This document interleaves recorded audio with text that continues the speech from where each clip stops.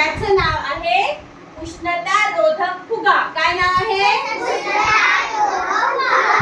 उष्णता म्हणजे आपल्याला ही जी गरमी लागते की नाही, आहे की नाही, आपण जर त्या लाईटच्या जवळ गेलो गरम लागतं, चुली जवळ गेलो, गॅस जवळ गेलो, आहे की नाही, की काय असते? उष्णता असते.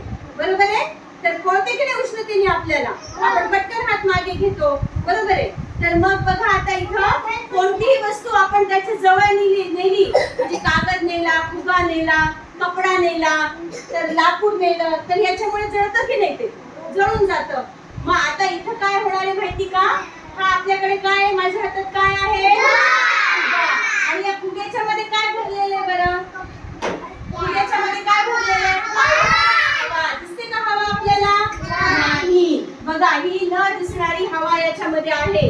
पण आता हा फुगा जर याला टाचणी जरी लागली किंवा टोकदार काही वस्तू लागली, आहे की नाही, तरी फुटतो. बरोबर आहे? किंवा आपण याला जाळाच्या जवळ नेलं तरी पण तो काय होईल?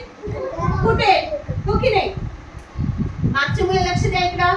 सलाउद्दीन, आरशाम समोर सरका थोडा, पुढे सरका थोडा, समोर बघा. आता बघा इथे काय होणार आहे?